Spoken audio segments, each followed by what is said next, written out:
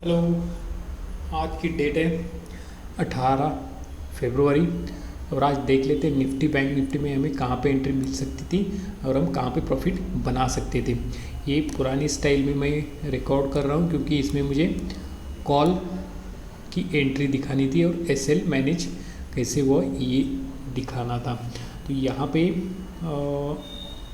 Market flat open हुआ, नीचे आया, पिवोट पॉइंट के पास इसने एक सपोर्ट लिया, नीचे का ट्रेंड लाइन भी इसने एक थोड़ा सा ब्रेक डाउन किया और फिर इसने बुलिश एंगल्फिंग पैटर्न बनाया। तो ये वेज पैटर्न ब्रेक नहीं किया और सीधा ऊपर आया। तो ये प्रिडिक्शन था कि ये यहाँ से ऊपर की ट्रेंड लाइन तक जाएगा और वहाँ से फिर से ये नीचे पिवोट वेज पैटर्न ब्रेक करने के लिए नीचे आएगा। तो यहाँ से ये ऊपर तो गया, यहाँ पे नेक्स्ट कैंडल पे हमें यहाँ पे एंट्री बन सकती थी। प्रीवियस कैंडल बड़ा था तो इसलिए 50% पे एसएल था और ये 1:3 के आगे का मैंने टारगेट यहाँ प्लॉट किया था डेज हाई के लिए।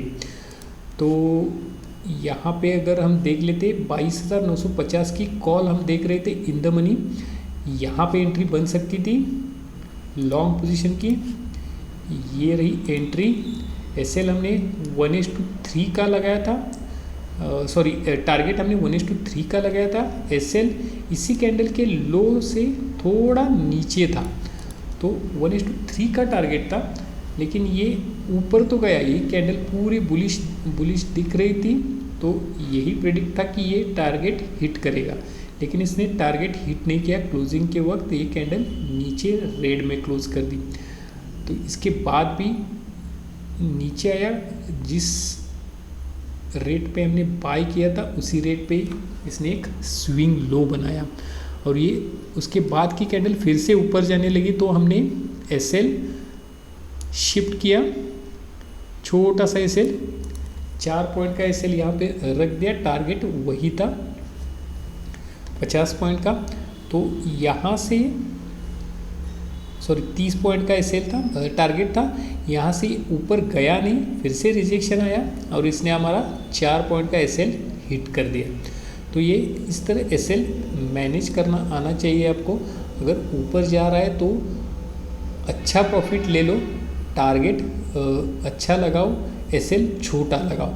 यहाँ पे आप देखोगे तो जब कोई पैटर्न बनता है तो नेक्स्ट कैंडल पे हम एंट्री बनाते हैं, तो वो कैंडल रिट्रेसमेंट में जब आता है तो एंट्री बनाओ ताकि एसएल छोटा हो जाए और हमें उसके अकॉर्डिंगली प्रॉफिट बड़ा मिल जाए। तो ये थी निफ्टी की एंट्री। इसके बाद वेज पैटर्न इसने ब्रेक किया तो डाउन साइड की एक एंट्री बन रही थी। यहाँ पे एसएल था प्रीवियस कैंडल के हाई पे और 1:2 हमें यहाँ से आसानी से मिल गया। फिर ये साइडवेज टू अप ट्रेंड हो गया, यहाँ पे कोई पैटर्न मुझे नहीं मिला और ये सिर्फ ऊपर चला गया, लेकिन कोई भी पैटर्न या कोई भी सपोर्ट मुझे मिला नहीं। इसके बाद देख लेते बैंक निफ्टी में। बैंक निफ्टी में भी एक वेज पैटर्न बना दिया था और इसने प्रीवियस ट्रेंड लाइन, नीचे की ट्रेंड लाइन को ब्रेक करके ये वापस ऊपर आया, लेकिन ऊपर से रिजेक्शन मिलने के बाद ये सीधा इसने ये वेज पैटर्न ब्रेक डाउन किया। पिवोट पॉइंट को भी इसने, पिवोट पॉइंट के लाइन को भी इसने ब्रेक डाउन किया। तो नेक्स्ट कैंडल पे यहाँ पे एक एंट्री बन सकती थी। एसएल छोटा था प्रीवियस कैंडल के हाई का और 1:2 का टारगेट हम यहाँ पे बना सकते थे। तो ये बैंक निफ्टी की एंट्री थी। बैंक निफ्टी में भी ये प्लॉट नहीं कर रहा है,